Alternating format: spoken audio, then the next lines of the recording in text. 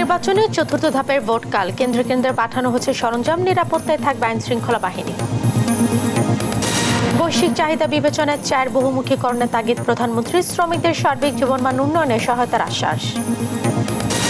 পাহাড়ি ঢল ও বৃষ্টিতে সিলেট অঞ্চলে বন্যার অবনতি, সুনামগঞ্জের 5 উপজেলায় নিম্নাঞ্চলের সড়ক প্লাবিত, দুর্ভোগে মানুষ।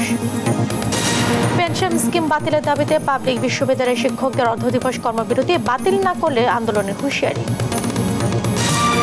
এবং চাঁদা না দেয় নরসিংদীতে ব্যবসায়ীকে গুলি, প্রকাশ্যে এমন ঘটনায় জনমনে আতঙ্ক, অভিযুক্তকে ধরতে অভিযানে পুলিশ। দেখছিলেন দেশ জনপদ সংবাদ শিরোনাম, সঙ্গে আছে আমি জেসিকা বেদিন। উপজেলা পরিষদ নির্বাচনের চতুর্থ ধাপের ভোট গ্রহণ কাল সকাল থেকে 7টি উপজেলায় বিতরণ করা হয় নির্বাচনী সরঞ্জাম। কোথাও ব্যালট, আবার কোথাও ভোট গ্রহণ হবে ইভিএমে। আইন শৃঙ্খলা বাহিনীর কড়া নিরাপত্তায় কেন্দ্রে কেন্দ্রে পাঠানো হয় ব্যালট বাক্স, ইভিএম সহ অন্যান্য সামগ্রী। সহকর্মীদের পাঠানো তথ্যচিত্রে সালমা জাহানের ডেস্ক রিপোর্ট। মঙ্গলবার সকাল থেকে রিটার্নিং অফিসের কার্যালয় থেকে শুরু হয় ইভিএম, ব্যালট পেপার বক্স সহ বিভিন্ন নির্বাচনী সরঞ্জাম বিতরণ, যা বুঝে নেন প্রিজাইডিং কর্মকর্তারা। এদিন দুপুর 12টায় ব্রাহ্মণবাড়িয়ায় শুরু হয় ভোটের সরঞ্জাম বিতরণ। একে একে দেওয়া হয় 366টি ভোট কেন্দ্রের ব্যালট বক্স, সিল সহ নির্বাচনী সরঞ্জাম। তবে নির্বাচনের দিন ভোরে কেন্দ্রগুলোতে পাঠানো হবে ব্যালট পেপার। ময়মনসিংহের নান্দাইল, ভালুকা ও গফরগাঁও 3 উপজেলায় বুধবার হবে চতুর্থ দফার ভোট গ্রহণ। এসব উপজেলা 361টি ভোট কেন্দ্রে প্রিজাইডিং কর্মকর্তাদের বুঝিয়ে দেওয়া হয় ভোটের সরঞ্জাম। এদিকে সিরাজগঞ্জের কামারখন্দে ভোট গ্রহণ হবে ইভিএমে। তাই 55টি কেন্দ্রের 385টি বুথের জন্য পাঠানো হয় 523টি ইভিএম মেশিন। পর্যাপ্ত নিরাপত্তা নিশ্চিত করে এসব সরঞ্জাম পাঠানোর কথা জানান সহকারী রিটার্নিং কর্মকর্তা। আগামীকাল যেহেতু ভোট হবে এবং আমরা মনে করি, আশা করছি যে আমাদের প্রত্যাশা যে খুবই সুষ্ঠু সুন্দর পরিবেশে এবং নিরপেক্ষভাবে ভোট হবে এবং শান্তিপূর্ণ পরিবেশে জনগণ স্বাচ্ছন্দ্যে ভোট দিতে পারবে। এদিকে যশোরের শান্তিপূর্ণ নির্বাচন অনুষ্ঠানে সর্বোচ্চ সতর্কতায় আইন শৃঙ্খলা বাহিনী। চিন্তায় বা মারামারি না হয় সেই জন্য আমরা কালকে নির্বাচনের প্রস্তুতি হিসেবে আমরা মালামালগুলো নিতে এসেছি। মোটামুটি প্রস্তুতি ভালো, শৃঙ্খলিত। এ ধাপে 27 জেলার 60টি উপজেলায় চেয়ারম্যান পদে লড়ছেন 251 জন প্রার্থী, ভাইস চেয়ারম্যান পদে 265 জন ও মহিলা ভাইস চেয়ারম্যান পদে 205 প্রার্থী প্রতিদ্বন্দ্বিতা করছেন। বুধবার 5144টি কেন্দ্রে একযোগে হবে চতুর্থ ধাপের নির্বাচনের ভোট গ্রহণ। News desk, Desh TV. চতুর্থ ধাপের নির্বাচনে কেন্দ্রে কেন্দ্রে পৌঁছানো হচ্ছে ভোটের সরঞ্জাম। সবশেষ অবস্থা জানাতে পটুয়াখালী এবং খুলনা থেকে সরাসরি যুক্ত হচ্ছেন ইব্রাহিম, সাইদ ইব্রাহিম এবং নূর ইসলাম রকি। শুরুতে আমরা যাচ্ছি পটুয়াখালীতে। সাইদ, সব কেন্দ্রে ভোটের সরঞ্জাম পৌঁছেছে কিনা, এলাকার সার্বিক চিত্র আমাদের জানান। পাশাপাশি আইন শৃঙ্খলা বাহিনীর সাথে নিশ্চয়ই আপনার কথা হয়েছে, নিরাপত্তা রক্ষায় কি ধরনের পদক্ষেপ তারা নিয়েছে? ধন্যবাদ জেসিকা। যেমনটা আপনি বলেছিলেন, আগামীকাল কিন্তু শুরু হবে পটুয়াখালী, রাঙ্গাবালী এবং কলাপাড়া এই 2 উপজেলা নির্বাচন অনুষ্ঠিত হবে ব্যালটের মাধ্যমে। এছাড়া কিন্তু সকাল 8টা থেকে বিকাল 4টা পর্যন্ত এই ভোট গ্রহণ চলবে একটানা। আজ মঙ্গলবার দুপুর 2টা থেকে কেন্দ্রগুলোতে পাঠানো হয়েছে ভোট গ্রহণের আনুষঙ্গিক সরঞ্জাম। এই 2 উপজেলায় মোট ভোটার সংখ্যা 2,92,338 জন। এই 2 উপজেলায় 111টি কেন্দ্রে ভোট গ্রহণ অনুষ্ঠিত হবে। এছাড়া কিন্তু এই 2 উপজেলা সুষ্ঠুভাবে ভোট গ্রহণের লক্ষ্যে প্রতি কেন্দ্রে 5 জন পুলিশ সদস্য ও 17 জন আনসার সদস্য সার্বক্ষণিক দায়িত্ব পালন করবেন। এছাড়া ভোট সুষ্ঠু করার লক্ষ্যে মাঠে 28 জন magistrate, 4 team RAB, 4 team BGB ও 8 টিম কোস্টগার্ড মোতায়েন করা হয়েছে। আপনাকে একটু জানিয়ে রাখি যে কলাপাড়া 2টি পৌরসভা ও 12টি ইউনিয়ন নিয়ে কলাপাড়া উপজেলা গঠিত। এখানে পুরুষ ভোটার 1,04,372 জন, মহিলা ভোটার 1,01,050 জন এবং এখানে 3 জন কিন্তু তৃতীয় লিঙ্গের ভোটার আছে। এখানে চেয়ারম্যান পদে 3 জন, পুরুষ ভাইস চেয়ারম্যান পদে 3 জন এবং মহিলা ভাইস চেয়ারম্যান পদে 4 জন প্রতিদ্বন্দ্বিতা করছেন। অন্যদিকে 6টি ইউনিয়ন নিয়ে রাঙ্গাবালী উপজেলা গঠিত। এখানে পুরুষ ভোটার 45,761 জন, মহিলা ভোটার 44,993 জন। এখানে চেয়ারম্যান পদে 3 জন, পুরুষ ভাইস চেয়ারম্যান পদে 4 জন এবং মহিলা ভাইস চেয়ারম্যান পদে 3 জন প্রার্থী নির্বাচন করতেছেন। হ্যাঁ, আমি আপনাকে আরেকটু জানিয়ে রাখি, এই যে ঘূর্ণিঝড় রিমেল যে এখান থেকে তাণ্ডব চালিয়ে গেছেন তার সবচেয়ে বেশি ক্ষতিগ্রস্ত হয়েছে কলাপাড়া এবং রাঙ্গাবালি। রাঙ্গাবালি একটি উপজেলা এমনই একটি যেখানে বেড়িবাঁধ ভেঙে কিন্তু অনেক ঘরবাড়ি বিধ্বস্ত হয়েছে, অনেক গাছপালা উপরে অনেকে যে মানে তাদের বাসাবাড়ি নষ্ট হয়ে গেছে, গবাদি তারা এখন ওইখানকার আমি কথা বলেছি যে চেয়ারম্যান প্রার্থী তাদের সাথে, তারা আমাকে জানিয়েছেন যে তারা একটা শঙ্কার ভিতরে আসলে অবস্থান করতেছে ভোটাররা ঠিকমতো উপস্থিত হয় কিনা। এছাড়া কলাপাড়াও কিন্তু একই অবস্থা, কারণ ঘূর্ণিঝড় রুমেলে কিন্তু তাদের বেশি ক্ষতিগ্রস্ত হয়েছে। এই ছিল আমার কাছে পটুয়াখালী থেকে নির্বাচনের সর্বশেষ তথ্য। আমরা এখন চলে যাব খুলনাতে, সেখানে সর্বশেষ পরিস্থিতি জানাবেন রকি।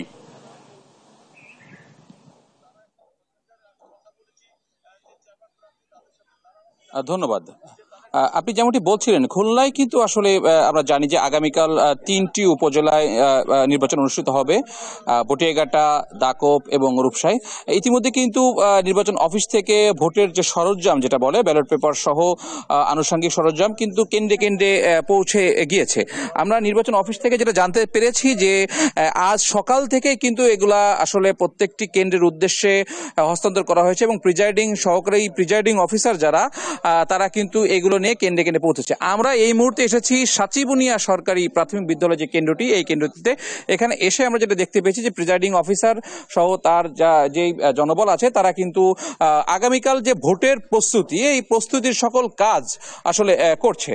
আমি একটু বলে রাখতে চাই যে এই খুলনার যেই নির্বাচন এলাকায় আমরা এখন আছি, এইখানটার কিন্তু একদম প্রত্যন্ত অঞ্চলের একটি এলাকা। এইখানে ভোটারদের সাথে আমি কথা বলেছি, তারা বলেছে যে সুষ্ঠু ভোটের প্রত্যাশা সকলের আর কি।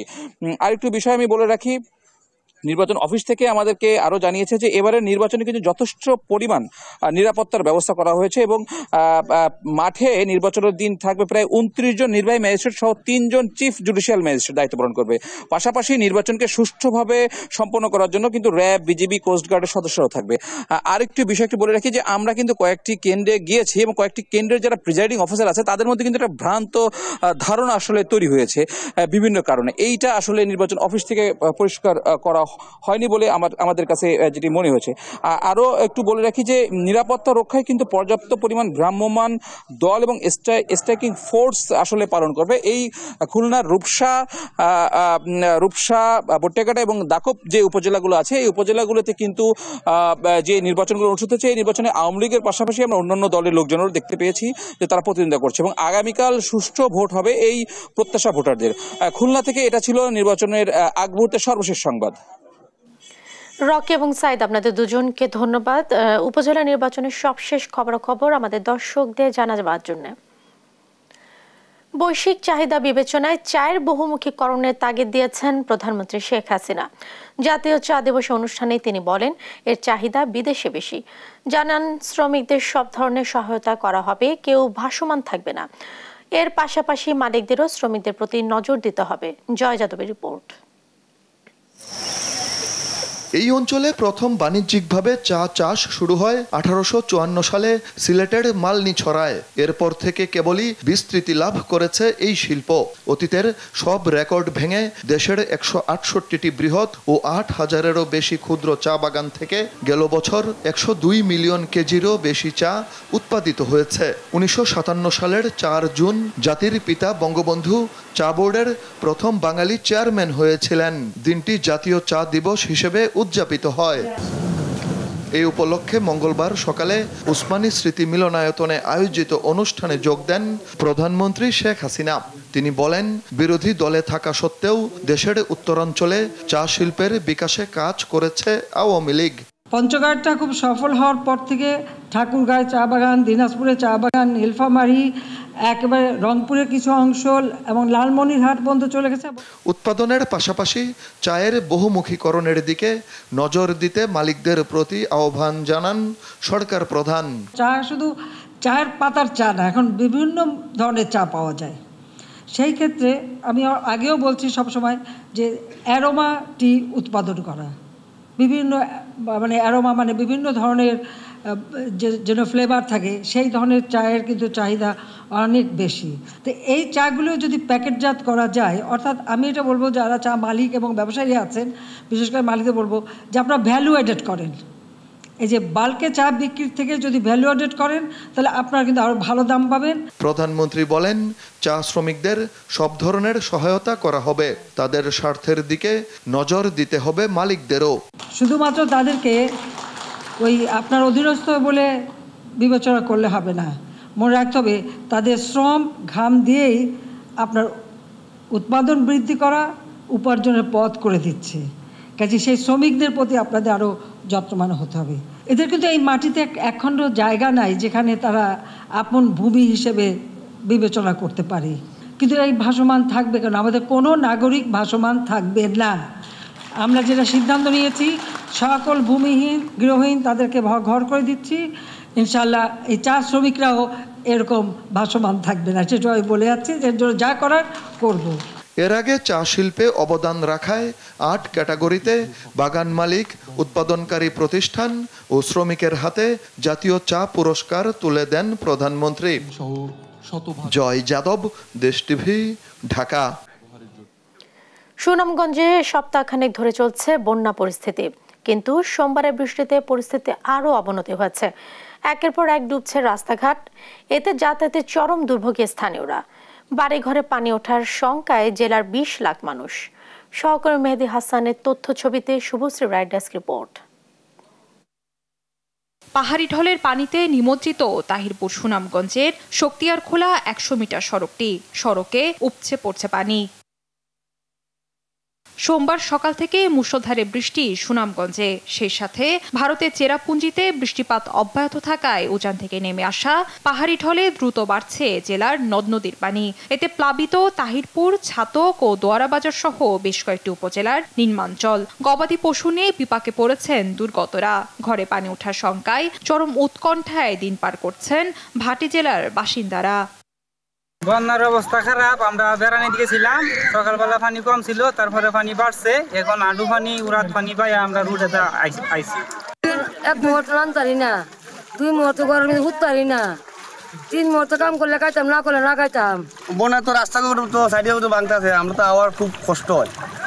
চল আরো বাড়তি পানি আরো বাড়তে পারে।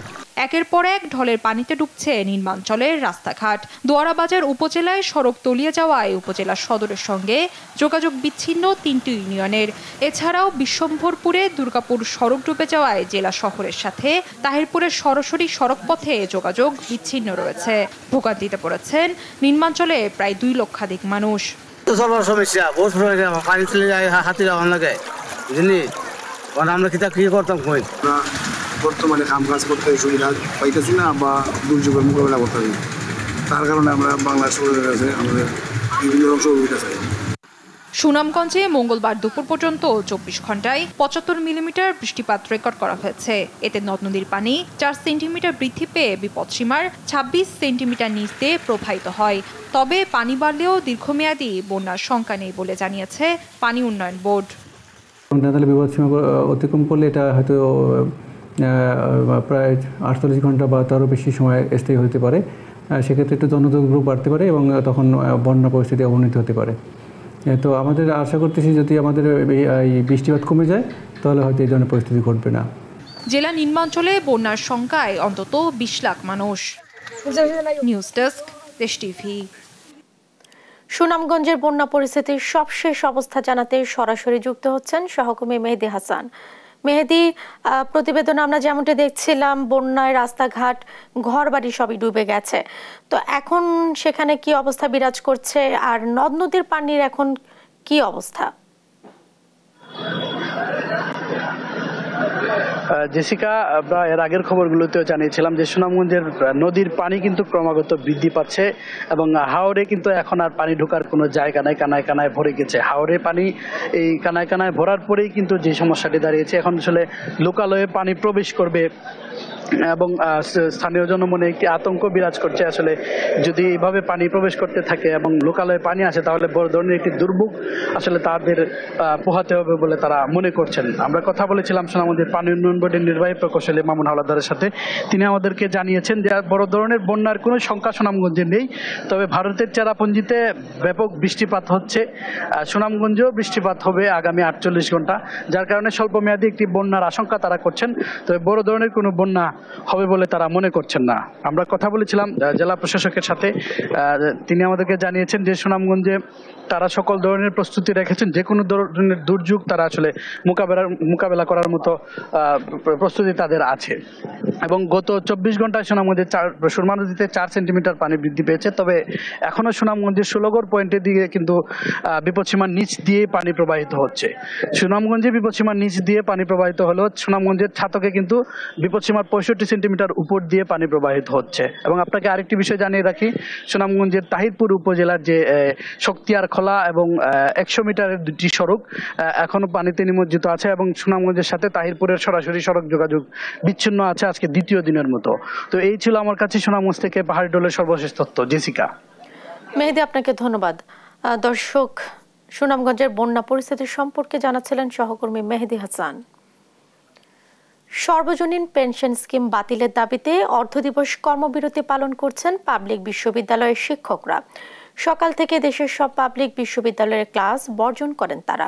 তাদের দাবি, অবসরোত্তর পেনশন সুবিধা বন্ধ করে সার্বজনীন পেনশন প্রত্যয় স্কিম বাধ্যতামূলক করার প্রজ্ঞাপন বাতিল করতে হবে। তা না হলে কঠোর আন্দোলনের হুঁশিয়ারি দেন শিক্ষকরা। সহকর্মীদের তথ্য ছবিতে কাজী শাহেদের প্রতিবেদন। বিশ্ববিদ্যালয়ের শিক্ষক কর্মকর্তা কর্মচারীরা অবসরের পর আগে যেসব সুবিধা পেতেন 1 জুলাইয়ের পর যারা চাকরিতে যোগ দিবেন তাদের জন্য সেই সুবিধা থাকছে না। তাদের সর্বজনীন পেনশনের প্রত্যয় স্কিমে বাধ্যতামূলকভাবে আওতাভুক্ত করা হবে। অর্থ মন্ত্রণালয়ের এমন প্রজ্ঞাপনের বিরুদ্ধে মাঠে নেমেছেন দেশের পাবলিক বিশ্ববিদ্যালয়ের শিক্ষকরা। স্বতন্ত্র বেতন স্কেল যেটা একটা অন্যতম দাবি, এর সাথে হলো সর্বজনীন পেনশন স্কিম প্রত্যয়, এটা দাবি বাতিল করা অবিলম্বে। এবং আমাদের শিক্ষকদের জন্য একটা প্রতিষ্ঠিত ব্যাপার ছিল সুপার গ্রেড, সেই সুপার গ্রেডটা পুনরায় অন্তর্ভুক্তিকরণ। সরকারি কর্মকর্তা কর্মচারীদের এই প্রজ্ঞাপনের আওতায় না এনে বৈষম্য করা হয়েছে দাবি শিক্ষকদের। একই দাবি জানিয়েছেন বিশ্ববিদ্যালয়ের কর্মকর্তা কর্মচারীরাও। আমলা গোষ্ঠী বলতে যারা আমরা বুঝি বা কিছু ব্যবসায়ী গোষ্ঠী, তারা শিক্ষকদেরকে এক প্রকারের বাধ্য করেছে এই ধরনের কর্মকাণ্ড গ্রহণ করতে। বাংলাদেশ বিশ্ববিদ্যালয় শিক্ষক সমিতি ফেডারেশনের মাধ্যমে আমরা ইতিমধ্যেই যে আমাদের কর্মসূচিগুলো আছে সেই কর্মসূচিগুলো পালন করছি, যার আওতাধীন আজকের এই কর্মসূচি অর্ধ দিবস 25, 26, 27 এই 3 দিন হচ্ছে গিয়ে আবার অর্ধ দিবস কর্মসূচি আছে এবং সেই কর্মসূচির পর 1 তারিখ থেকে আমরা সম্পূর্ণ কর্মবিরতিতে চলে যাব। শিক্ষক নেতারা বলছেন এই প্রজ্ঞাপনের ফলে মেধাবীরা শিক্ষকতায় আসতে আগ্রহী হবেন না। এ ধরনের সিদ্ধান্ত বিশ্ববিদ্যালয়ের শিক্ষকদের সরকারের মুখোমুখি দাঁড় করাবে। বৈষম্যমূলক শুধু না, এটা আমাদের জন্য অপমানজনক। কারণ হচ্ছে যে এটা বিশ্ববিদ্যালয়ের মধ্যে একটা ক্লাস তৈরি করে ফেলবে। কারণ 2024 সালের 1 জুলাই যখন আমি করব, একজন সে শিক্ষক বা কর্মকর্তা যখন নিয়োগপ্রাপ্ত হবেন, ও এই পেনশনের আওতা, পেনশনের যে বর্তমান যে চালু আছে সেটার আওতায় সে আসবে না। এই প্রজ্ঞাপন বাতিল না হলে আন্দোলনে যাওয়ার হুঁশিয়ারি শিক্ষক নেতাদের। এটি দূরভিসন্ধি কিনা তা খতিয়ে দেখার জন্য সরকারের প্রতি আহ্বান জানিয়েছেন তারা। কাজী শাহেদ, দেশ টিভি। দেখছেন দেশ জনপদ সংবাদ।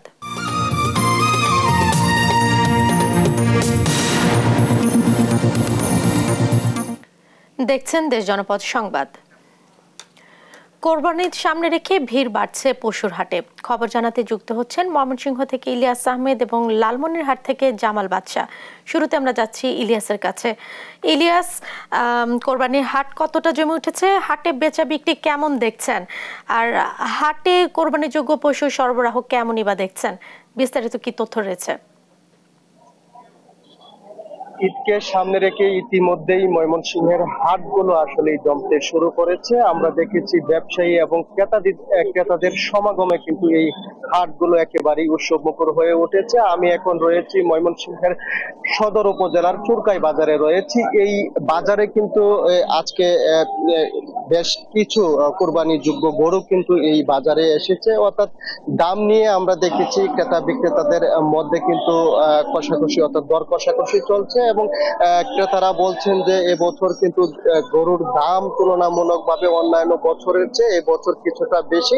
আর বিক্রেতারা বলছেন যে ইউক্রেন রাশিয়ার যুদ্ধের কারণে খাদ্যের দাম বেড়ে যাওয়ায় কিন্তু গরুর দাম অন্যান্য বছরের চেয়ে এবছর কিন্তু কিছুটা বেশি, অর্থাৎ যারা খামারি আছেন তারা কিন্তু তারপরেও বলছেন যে তারা কিন্তু অনেকটাই বিপাকের মধ্যে আছেন। অর্থাৎ আপনি জানেন যে গত কিছুদিন আগে টানা তাপদাহ চলেছে, অর্থাৎ তাপদাহের কারণে কিন্তু অনেক গরু অসুস্থ হয়ে পড়েছে। অর্থাৎ সেই গরুগুলোকে আসলে চিকিৎসা সেবা দিতেও কিন্তু তাদের মোটা অঙ্কের ব্যয় কিন্তু হয়েছে। অর্থাৎ এই সব মিলিয়ে কিন্তু এবছর গরুর দাম অনেক বেশি, সেই বিষয়টি খামারি এবং ব্যবসায়ীরা বলছিলেন।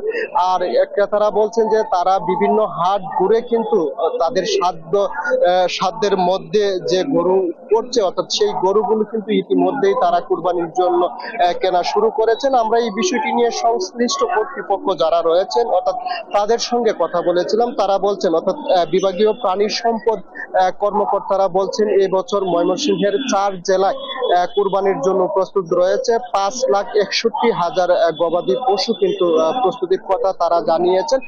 যদিও তারা বলছেন যে এবছর চাহিদা প্রায় 4 লাখ কোরবানি পশুর চাহিদা রয়েছে। বাকি যে উদ্বৃত্ত পশু রয়েছে সেই উদ্বৃত্ত পশু কিন্তু আশপাশের যে এলাকায় সেই এলাকায় কিন্তু বিক্রি করা হবে। সেই বিষয়টি প্রাণী সম্পদ অধিদপ্তর থেকে আমাদেরকে জানানো হয়েছে এবং তারা বলছেন যে কুরবানির যে পশুর হাটগুলো রয়েছে সেই হাটগুলোতে কিন্তু তাদের যে চিকিৎসকরা সেই হাটগুলোতে কিন্তু চিকিৎসকরা কাজ করছেন এবং তারা কিন্তু খামারিদের নানানভাবে পরামর্শ এবং সহযোগিতা করে যাচ্ছেন। যেহেতু সামনে কুরবানির ঈদ, সেই ঈদ পর্যন্ত তাদের গবাদি পশুগুলো যেন যত্নে থাকে সেই লক্ষ্যে তারা কাজ করার কথা আমাদেরকে জানিয়েছেন। অর্থাৎ বলা যায় যে কুরবানি ঈদকে সামনে রেখে ইতিমধ্যেই ময়মনসিংহের প্রত্যেকটি হাট কিন্তু জমতে শুরু করেছে। দর্শক, এই ছিল আমার কাছে ময়মনসিংহের কুরবানি পশুর হাট থেকে সর্বশেষ তথ্য। আমরা এই বিষয়ে জানতে এখন চলে যাব লালমনির হাটে, সেখান থেকে যুক্ত হবেন আমাদের সহকর্মী জামাল বাদশা। ইলিয়াস, ধন্যবাদ আপনাকে। আমি রয়েছি লালমনিরহাটের দুরাকুটি হাটে এবং এই হাট কিন্তু কোরবানির ঈদকে সামনে রেখে এই দুরাকুটির হাট জমে উঠতে শুরু করেছে এবং শুধু দুরাকুটি নয়, লালমনিরহাটের যে অন্যান্য বাজারগুলো রয়েছে সেই বাজারগুলো যদি কথা একটু আমি বলি যে বড়বাড়ির হাট এবং চাপার হাট থেকে শুরু করে যে আশেপাশে শিয়ালখাওয়া এবং বড় খাতার পশুর হাট, এগুলো কিন্তু ধীরে ধীরে জমে উঠতে শুরু করেছে এবং এই বাজারগুলোতে কিন্তু দেশি গরুর সরগরম আমরা বেশি দেখতে পাচ্ছি এবং খামারিরা যে পরিমাণ দাম হাঁকাচ্ছেন এবং সেই পরিমাণ দামে কিন্তু বাজারে অনেকটাই কিন্তু স্বস্তি প্রকাশ করেছেন খামারিরা। এবং তবে ক্রেতারা কিন্তু কিছুটা অস্বস্তিতে থাকলেও খামারে দাম বেশি থাকার কারণে কিন্তু যারা বিক্রেতা রয়েছেন তারা কিন্তু তাদের তৃপ্তি প্রকাশ করেছেন। আমি এই বাজারের মনিটরিং যে কর্মকর্তারা রয়েছেন এবং তাদের সাথে কথা বলেছি এবং খামারিদের সাথে কথা বলেছি। খামারিরা আমাদেরকে যেটি জানিয়েছেন যে গরু বিক্রি করতে আসার পরে যে সরকার যে নির্ধারিত যে পরিমাণ টাকাটা বাজারকে দিতে হয়, হাটকে দিতে হয়, সে তার থেকে কিন্তু অধিক পরিমাণ টাকা সরকার নির্ধারিত মূল্যের থেকে নেওয়া হচ্ছে এবং অনেক সময় অনেকগুলো হাট থেকে কিন্তু ক্রেতা এবং বিক্রেতা উভয়ের কাছ থেকে কিন্তু এই টাকাটা নেওয়া হচ্ছে এবং সরকার নির্ধারিত মূল্য কিন্তু গরু বিক্রেতার কাছ থেকে নেওয়ার কোনো নিয়ম না থাকলেও কিন্তু অনেক হাটে আমরা ঘুরে দেখেছি তারা কিন্তু নিচ্ছে এবং 330 টাকার বদলে অনেকে 400 টাকা এবং 450 টাকা পর্যন্ত নিচ্ছে। আসলে লালমনিরহাটের 5 উপজেলায় প্রায় 2 লক্ষাধিক গরু কিন্তু কোরবানি ঈদকে সামনে রেখে প্রস্তুত হয়েছে। আমরা প্রাণী সম্পদ অধিদপ্তরের সাথে কথা বলেছি, তারা কিন্তু বিভিন্ন বাজার মনিটরিং করেছে এবং বিশেষ করে গরুর স্বাস্থ্য পরীক্ষা করার জন্য কিন্তু তারা চিকিৎসক কিছু কিছু জায়গায় অস্থায়ী ভ্রাম্যমাণ মেডিকেল ক্যাম্প কিন্তু তারা পরিচালনা করছেন।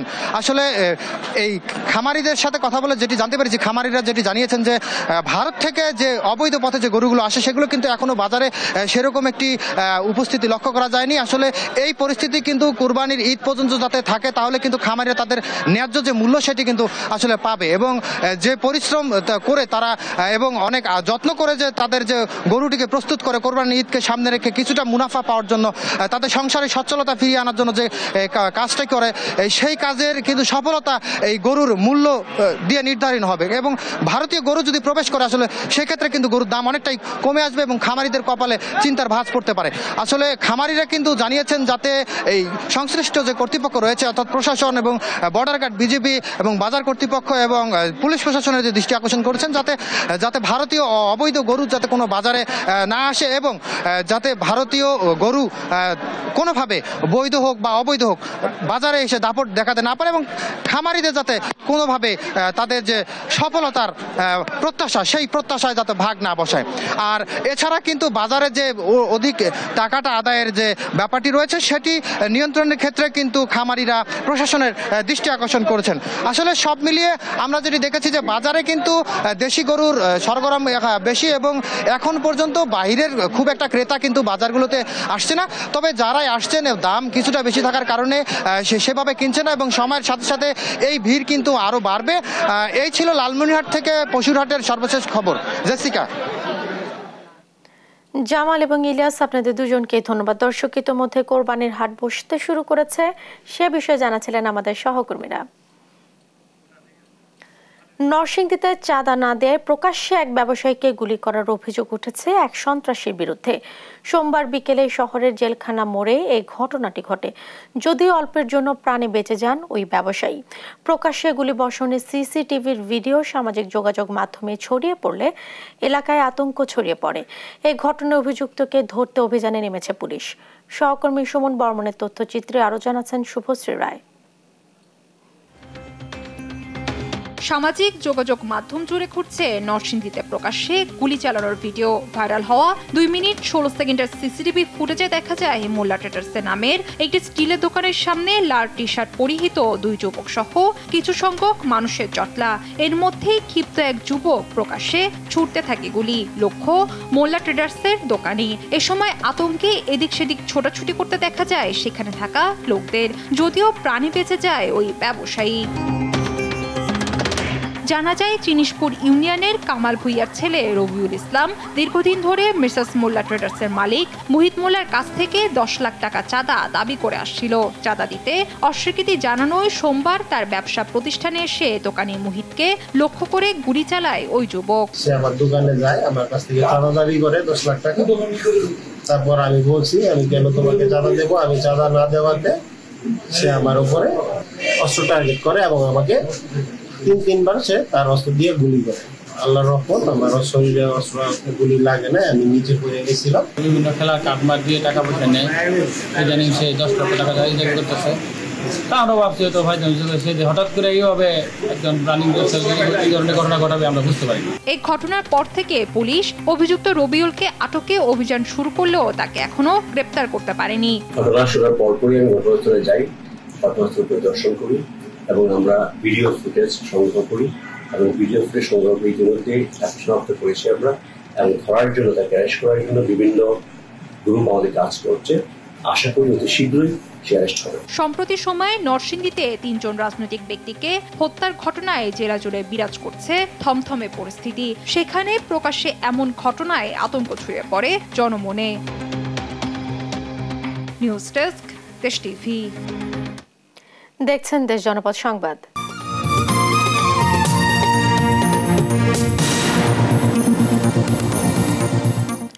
দেখছেন দেশ জনপদ সংবাদ।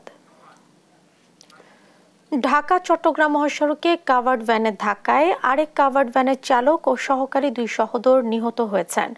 সকালে কুমিল্লা চৌদ্দগ্রাম উপজেলার ছুপুয়া রাস্তার মাথা এলাকায় এই দুর্ঘটনাটি ঘটে। নিহত 2 সহোদরের বাড়ি কুড়িগ্রাম জেলায়। মিয়াবাজার হাইওয়ে পুলিশ ফাঁড়ির ইনচার্জ লোকমান হোসেন জানান, আইনি প্রক্রিয়া শেষে নিহত কাভার্ড ভ্যান চালক ও সহকারীর লাশ স্বজনদের কাছে হস্তান্তর করা হবে।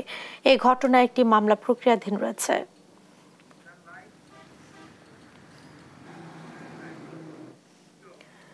উন্নয়নে দেশের অন্যান্য অঞ্চলের তুলনায় পিছিয়ে রংপুর বিভাগ। কৃষি নির্ভর এই অঞ্চলের উন্নয়নে বিশেষ শিল্প কারখানা প্রতিষ্ঠা এবং ঋণ নীতি ঘোষণার পাশাপাশি বিভাগের 38 জনপ্রতিনিধিকে সমন্বিত উদ্যোগ নেওয়ার আহ্বান জানিয়েছে নাগরিক সমাজ। আসছে বাজেটেই এই প্রতিফলন দেখতে চান তারা। মাহমুদ রকির তোলা ছবিতে রফিকুল ইসলামের প্রতিবেদন। রংপুর অঞ্চলে মোট জনসংখ্যার অর্ধেক অধিবাসী দরিদ্র, অথচ 2019 সালের বার্ষিক উন্নয়ন কর্মসূচিতে রংপুর বিভাগের 2 কোটি মানুষের জন্য বরাদ্দ ছিল 1%-এরও কম। মেগা প্রকল্প বাদ দিলে মাত্র 0.98% বরাদ্দ ছিল এখানে। অথচ ষষ্ঠ পঞ্চবার্ষিক পরিকল্পনায় পিছিয়ে পড়া অঞ্চলের প্রতি জোর দেয়া, আঞ্চলিক বৈষম্য দূর করতে বার্ষিক উন্নয়ন কর্মসূচিতে পৃথক বরাদ্দ রাখার কথা বলা হয়েছে। মাঝে মাঝে খুব আমি সমস্যার মধ্যে থাকি, টেনশনের মধ্যে থাকি, আমার রোজগারি হচ্ছে না। ইনকাম সোর্স আমার খুব অল্প হয়, যেমন ধরেন 400 টাকা বা 500 টাকা, 300 টাকা, এইভাবে আমি চলি। তারপরে অনেক কিস্তি মিস্তি আছে, এইভাবেই চলছে, হাজিরা দিয়ে চলে না। তারপরে এখন জীবন বাঁচার গেলে চলতে হবে, ওরা পরিশ্রম করে খাই যেতে হবে। দেশে সরকারি বেসরকারি মিলে 95টি অর্থনৈতিক অঞ্চলের অনুমোদন রয়েছে, যার মধ্যে ঢাকা বিভাগে 34টি, চট্টগ্রাম বিভাগে 25টি, রাজশাহী, খুলনা, ময়মনসিংহ বিভাগে 8টি করে, সিলেট বিভাগে 6টি আর রংপুর বিভাগে মাত্র 4টি অর্থনৈতিক অঞ্চলের অনুমোদন রয়েছে। শুধু সংখ্যায় নয়, এগুলোর বাস্তবায়নেও পিছিয়ে আছে। বৈষম্য দূর আর কর্মসংস্থান তৈরিতে আলাদা শিল্পনীতি করার দাবি ব্যবসায়ী নেতাদের। সেই কর্মসংস্থান সৃষ্টি করতে হলে আমরা বলছিলাম রংপুর বিভাগের জন্য একটি আলাদা শিল্পনীতি, আলাদা একটা কর নীতি, আলাদা একটা ঋণ নীতি ঘোষণা করা হোক, যাতে করে কর্পোরেট ব্যবসায়ীরা, বিদেশি ইনভেস্টররা, ক্ষুদ্র মাঝারি শিল্প ব্যবসায়ীরা যেন রংপুর বিভাগে শিল্প ব্যবসা বাণিজ্য করে। দেশের অন্যান্য অঞ্চলে শিল্প খাতে পর্যাপ্ত বরাদ্দ থাকায় দেশীয় প্রতিষ্ঠানগুলোর পাশাপাশি বিনিয়োগে এসেছে ভারত, জাপান, চীন সহ অনেক দেশ থেকে। শুধু ভিন্ন চিত্র রংপুরে। তাই সুষম উন্নয়নের দাবি এই অঞ্চলের জনপ্রতিনিধিদের। বাংলাদেশের অন্যান্য জেলার তুলনায় সব দিক দিয়ে পিছিয়ে আছি। কর্মসংস্থান সৃষ্টি করতে হবে, এখানে একাধিক ইকোনমিক জোন স্থাপন করে বেকার সমস্যার সমাধান করলে আমাদের এখানে আমরা পিছিয়ে পড়া এলাকা আমরা কিছুটা এগিয়ে যাব। রাজশাহী বিভাগের বরাদ্দ কত আর রংপুরের বিভাগের বরাদ্দ কত? রাজশাহী বিভাগের আয়তন কত, লোকসংখ্যা কত, রংপুর বিভাগের আয়তন এবং লোকসংখ্যা কত? পার্থক্যটা দেখবেন অনেক বেশি। তো এই পার্থক্য যতক্ষণ পর্যন্ত এই পার্থক্যগুলো আমরা ওভারকাম করতে পারি না, ততক্ষণ পর্যন্ত সুষম উন্নয়ন সম্ভব নয়। এই অঞ্চলের উন্নয়ন বৈষম্যের সমতা ফেরাতে সংসদ সদস্যদের সরকারের উচ্চ পর্যায়ে জোরালো ভূমিকা রাখার আহ্বান নাগরিক সমাজের। রফিকুল ইসলাম, দেশ টিভি, রংপুর। ঘূর্ণিঝড় রিমালের প্রভাবে সৃষ্ট জলোচ্ছ্বাসে বাগেরহাটে নষ্ট হয়েছে অসংখ্য স্বাদু পানির উৎস। লবণাক্ততার কারণে দৈনন্দিন কাজে ব্যবহারের জন্য চরম সুপেয় পানির সংকটে পড়েছে উপকূলবাসী। বাধ্য হয়ে অনেকে উপকূলে নোঙর করা জাহাজ থেকে পানি সংগ্রহ করে পান করছেন। সহকর্মী এস সোহানের তথ্যচিত্রে ডেস্ক রিপোর্ট।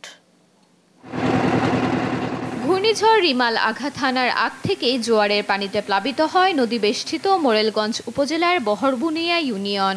ঝড়ের রাতে পুরো ইউনিয়ন ডুবে যায় কেওড়া, মানিক ও পানগুছি নদী থেকে আসা জলোচ্ছ্বাসের পানিতে। সবচেয়ে বেশি পানির উৎস ক্ষতিগ্রস্ত হয়েছে ঘষিয়াখালী গ্রামে।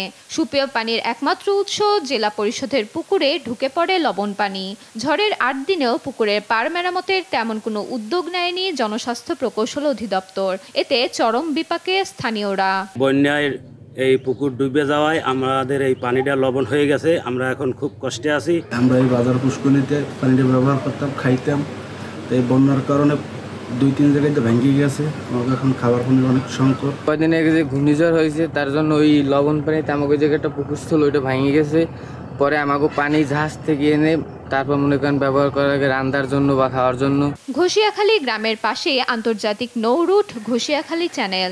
জীবন বাঁচাতে এই রুটে চলাচলকারী জাহাজগুলোর মাস্টার নাবিকদের অনুরোধ করে পানি সংগ্রহ করছে গ্রামবাসী, যা অপরিশোধিত হওয়ায় চরম স্বাস্থ্য ঝুঁকিতে স্থানীয়রা। আমরা যখন জাহাজ নিয়ে ঢাকা থেকে এদিকে আসি তখন আমরা মেঘনার থেকে বেশি পর্যাপ্ত পরিমাণ দেখা গেছে মিষ্টি পানি নিয়ে আসি। মিষ্টি পানি নিয়ে এসে এখানে যখন আমরা সিলিং মিস করি, অনেক সময় দেখা গেছে আমরা এখানে লোকজন আসলে আমরা এদেরকে পানি দিয়ে যাই। যদিও জনস্বাস্থ্য প্রকৌশল অধিদপ্তর বলছে দুর্গত এলাকায় দৈনিক 5 থেকে 6 হাজার লিটার পানি সরবরাহ করা হচ্ছে। যোগাযোগ ব্যবস্থা ভেঙে পড়ায় ঘষিয়াখালী এলাকায় পৌঁছায়নি এ পানি। এই উপদ্রুত অঞ্চলে যে সমস্ত পানির উৎস বিদ্যমান আছে সেগুলো যা ক্ষতিগ্রস্ত হয়েছে সেগুলোকে মেরামত বা সংস্কারের আওতায় এনে এবং আলাদা কোনো প্রযুক্তির মাধ্যমে সেখানে সুপেয় পানির সংস্থান করা যায় কিনা সে বিষয়ে আমাদের পর্যালোচনা অব্যাহত রয়েছে। ঘূর্ণিঝড় রিমালে জেলায় ক্ষতিগ্রস্ত হয়েছে নলকূপ, rain water harvesting tank, PSF ও পুকুর সহ বিভিন্ন ধরনের 20,226টি সুপেয় পানির উৎস। News desk, Desh TV. দেখছেন দেশ জনপদ সংবাদ।